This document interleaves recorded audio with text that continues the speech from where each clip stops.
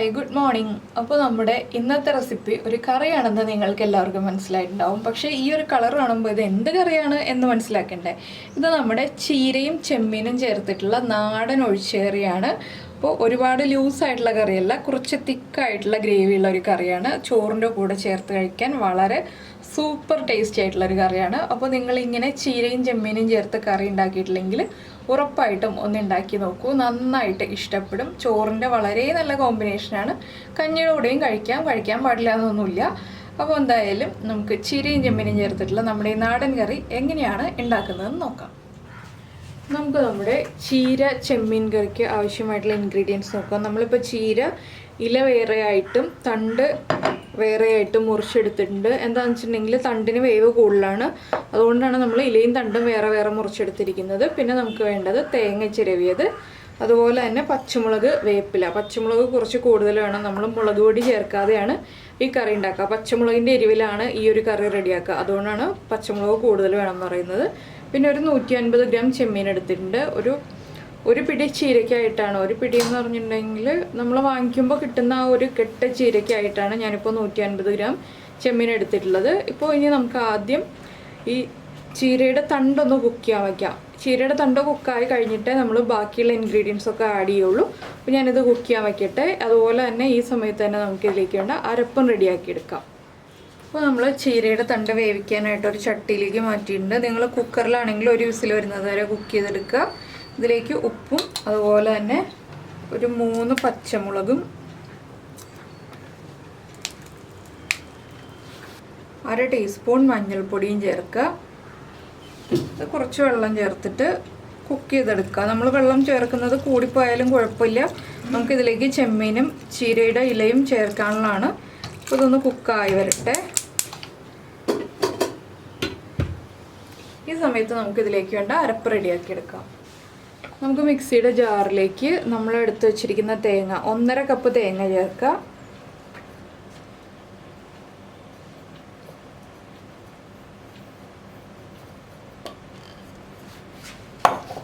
ഇതിലേക്കൊരു 3 പച്ചമുളക് ഞാൻ അരയ്ക്കാനായിട്ട് ചേർക്കുന്നുണ്ട്. ബാക്കിയുള്ള പച്ചമുളക് നമുക്ക് നമ്മുടെ ചീരയുടെ കൂടെ ഇട്ടിട്ട് വേവിച്ചെടുക്കാം.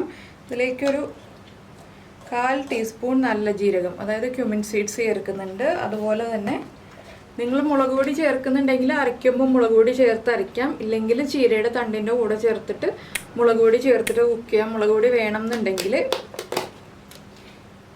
ഞാനിപ്പോൾ 1/2 ടീസ്പൂൺ മഞ്ഞൾപ്പൊടി മാത്രമേ ചേർക്കുന്നുള്ളൂ. ഇതൊന്ന് നന്നായിട്ട് അരച്ചെടുക്കാം. ഇപ്പോൾ നമ്മുടെ ചീരയുടെ തണ്ട് നന്നായിട്ട് കുക്കായി വന്നിട്ടുണ്ട്. ഇതിലേക്ക് നമുക്ക് മുറിച്ച് വെച്ചിരിക്കുന്ന ചീരയില ചേർക്കാം.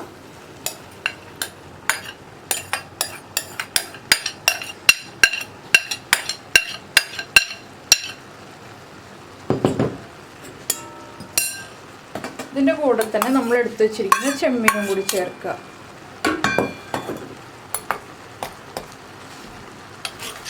ഇതെല്ലാം ചേർത്തൊന്ന് ഇളക്കി മിക്സ് ചെയ്തിട്ട് വീണ്ടും അടച്ചു വയ്ക്കുക. ഒരു 2 മിനിറ്റ് ഉണ്ടെങ്കിൽ ചീരയുടെ ഇല കുക്കായി കിട്ടും, ചെമ്മീനും കുക്കായി വന്നോളും. അതിനുശേഷം നമുക്ക് ബാക്കിയുള്ള കാര്യങ്ങൾ ചേർക്കാം.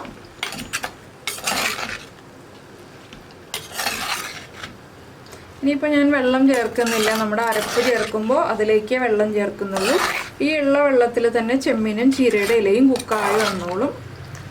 അപ്പോൾ നമ്മൾ ചീരയും ചെമ്മീനും ചേർത്തല്ലാതെ ചീരയും പരിപ്പും ചേർത്തിട്ട് ഇതുപോലെ തന്നെ തേങ്ങ അരച്ച് കറി ഉണ്ടാക്കിയിട്ടുണ്ട് കേട്ടോ. അത് നിങ്ങൾ ഇപ്പോൾ വെജിറ്റേറിയൻസ് ആണെങ്കിൽ വെജിറ്റേറിയൻസിന് ആ ചീരയും പരിപ്പും ചേർത്തിട്ടുള്ള ചീര പരിപ്പ് കറി എന്ന് പറഞ്ഞിട്ട് സെർച്ച് ചെയ്തിട്ടുണ്ടെങ്കിൽ, നീതാസ് ടേസ്റ്റ്ലാൻഡ് ചീര പരിപ്പ് കറി എന്ന് പറഞ്ഞിട്ട് സെർച്ച് ചെയ്തിട്ടുണ്ടെങ്കിൽ നിങ്ങൾക്ക് ആ റെസിപ്പി കിട്ടും.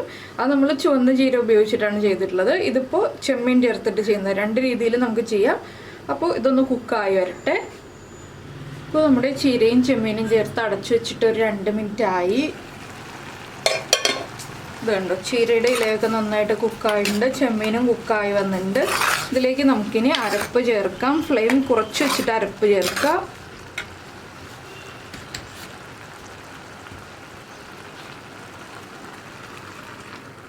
ഇതിലേക്ക് ഞാൻ ഈ മിക്സിയുടെ ജാറ് കഴുകിയിട്ട് കുറച്ച് വെള്ളം കൂടി ചേർക്കുന്നുണ്ട്.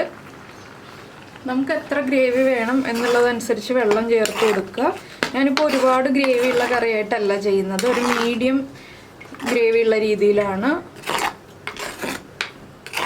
അപ്പോൾ ഇനി അരപ്പൊന്ന് നന്നായിട്ട് ചൂടായി വരണം. അതുവരെ നമ്മളൊന്ന് ഇളക്കി കൊടുക്കുക. കുറച്ചും കൂടി വെള്ളം വേണമെങ്കിൽ ചേർത്ത് കൊടുക്കാം. ഞാനിപ്പോൾ ചേർക്കുന്നില്ല കേട്ടോ. ഞാനിപ്പോൾ ഇത്രയും വെള്ളം മാത്രമേ ചേർക്കുന്നുള്ളൂ. ഇതിലേക്ക് ഉപ്പ് ചേർക്കേണ്ടി വരും. എന്താണെന്ന് വെച്ചാൽ നമ്മൾ കുറച്ച് ഉപ്പേ ചേർത്തിട്ടുള്ളൂ. ബാക്കി ഉപ്പ് നമുക്ക് ചേർത്ത് കൊടുക്കാം. കൈയെടുക്കാതെ ഇളക്കിക്കൊണ്ടിരിക്കുക. എന്താണെന്ന് വെച്ചാൽ നമ്മുടെ കറി തിളച്ചു പോകരുത്. നന്നായിട്ടൊന്ന് ആവി വരാനേ പാടുള്ളൂ.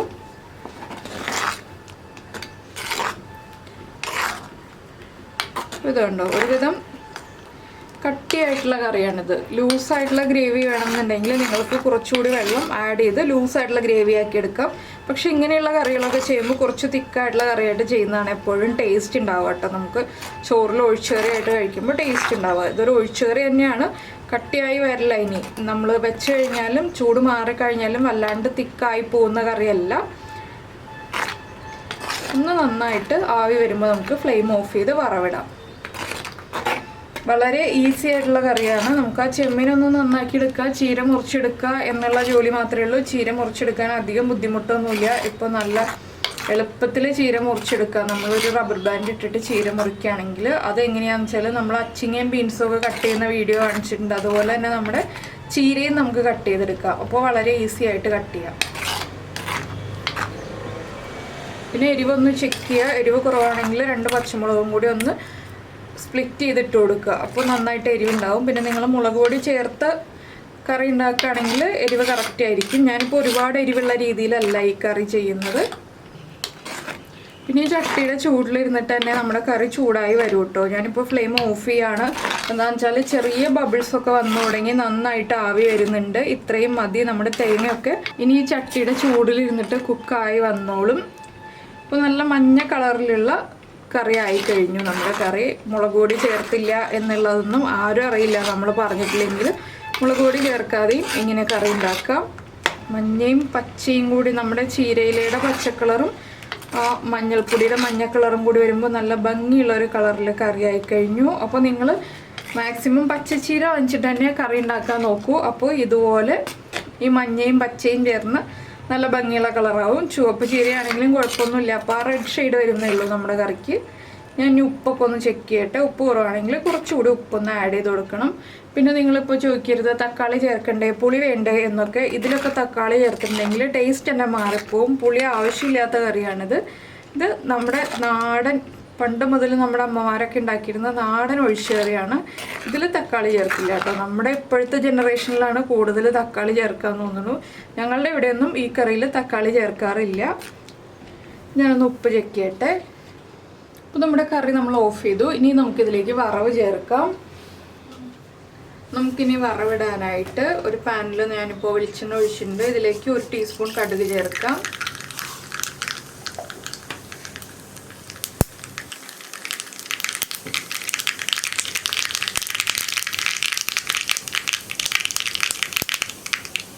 കടുക് പൊട്ടിക്കഴിയുമ്പോൾ നമ്മളൊരു 4 ഉള്ളി റൗണ്ടിൽ കട്ട് ചെയ്ത് വെച്ചിട്ടുണ്ട്. അതും കൂടി ആഡ് ചെയ്യാം.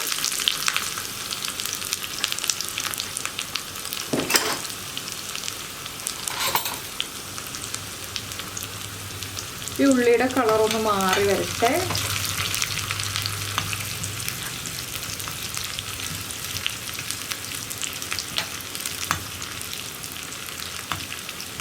ഇതിൻ്റെ കൂടെ കുറച്ച് കറിവേപ്പില ചേർക്കാം. 1 or 2 തണ്ട് കറിവേപ്പില.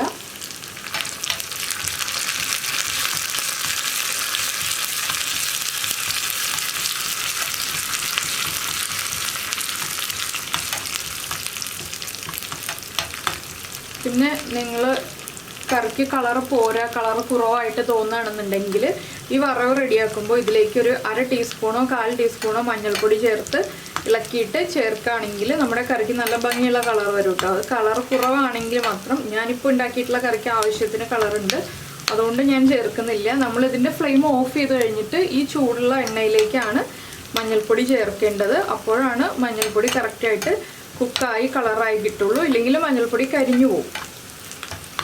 അപ്പോൾ കരിയുന്നതിന് തൊട്ട് മുന്നേ ഫ്ലെയിം ഓഫ് ചെയ്ത ഉടനെ തന്നെ മഞ്ഞൾപ്പൊടി ചേർക്കുക എണ്ണയിലേക്ക്. അല്ലാതെ മഞ്ഞൾപ്പൊടി ചേർത്തിട്ടുണ്ടെങ്കിൽ നമ്മുടെ കറിക്ക് ആ ഒരു പച്ച ചുവ വരും മഞ്ഞൾപ്പൊടിയുടെ. അതുകൊണ്ടാണ് ഇങ്ങനെ ചൂടാക്കിയിട്ട് ചേർക്കാമെന്ന് പറയുന്നത്. അപ്പോൾ നമ്മുടെ ഉള്ളിയുടെ കളറൊക്കെ ഒന്ന് മാറി വരുന്നുണ്ട്. ഇതിലേക്ക് നമുക്കൊരു 3 വറ്റൽമുളകും കൂടി ചേർക്കാം.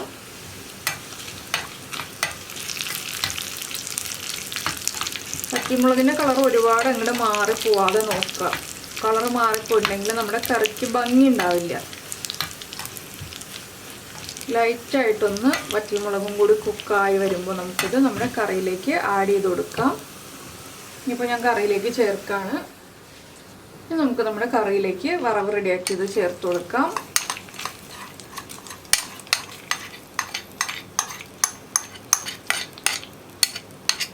ഇനി കറി ഒന്ന് അടച്ചു വെച്ചിട്ട് ഒരു അരമണിക്കൂർ കഴിയുമ്പോൾ നമുക്ക് യൂസ് ചെയ്യാം. എന്താണെന്ന് വെച്ചാൽ നമ്മുടെ വറവിൻ്റെ ആ സ്മെല്ലും ടേസ്റ്റും എല്ലാം നമ്മുടെ കറിയിലേക്ക് പിടിച്ചിട്ടുണ്ടാവും അരമണിക്കൂർ കഴിയുമ്പോൾ. ഇങ്ങനെയുള്ള കറികളൊക്കെ നമുക്ക് ഉണ്ടാക്കിയിട്ട് 15 മിനിറ്റോ അരമണിക്കൂറോ കഴിയുമ്പോൾ തന്നെ യൂസ് ചെയ്യാവുന്നതാണ്. ഉടനെ തന്നെ യൂസ് ചെയ്യരുത്. അപ്പോൾ കറിക്ക് ആ ഒരു ടേസ്റ്റ് കറക്റ്റായിട്ടുണ്ടാവില്ല. അരപ്പൊക്കെ നന്നായിട്ട് പിടിച്ച് ടേസ്റ്റ് കറക്റ്റായിട്ട് വരണം എന്നുണ്ടെങ്കിൽ ഒരു അരമണിക്കൂറെങ്കിലും സമയം എടുക്കും. പിന്നെ രാവിലെ ഉണ്ടാക്കി വൈകിട്ട് എടുക്കാൻ പാടുള്ളൂ അങ്ങനെയൊന്നുമില്ല. അതൊക്കെ മീൻ കറിക്ക് മാത്രമേ ഉള്ളൂ.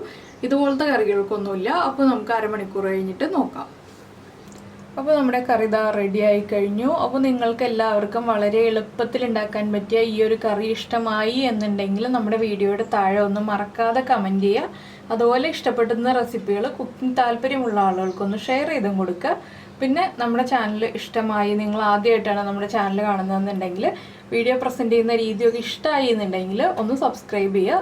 സബ്സ്ക്രൈബ് ചെയ്യുന്നതിന് ഈ വീഡിയോയുടെ താഴെയുള്ള സബ്സ്ക്രൈബ് എന്ന ബട്ടൺ ഒന്ന് ക്ലിക്ക് ചെയ്യുക. അപ്പോൾ അതിൻ്റെ തൊട്ടടുത്ത് ഒരു ബെല്ലൈക്കൺ തെളിഞ്ഞു വരും. അതിലും ഒന്ന് ക്ലിക്ക് ചെയ്ത് കഴിയുമ്പോൾ ഓൾ എന്ന് പറഞ്ഞിട്ടൊരു ഓപ്ഷൻ വരും. ആ ഓളും കൂടി പ്രസ് ചെയ്തിട്ടുണ്ടെങ്കിൽ ഞാൻ എപ്പോഴും വീഡിയോ അപ്ലോഡ് ചെയ്യുമ്പോൾ നിങ്ങൾക്ക് നോട്ടിഫിക്കേഷൻ വരും. അപ്പോൾ നമുക്ക് നമ്മുടെ അടുത്തൊരു റെസിപ്പിയുമായിട്ട് അടുത്ത ദിവസം വീണ്ടും കാണാം.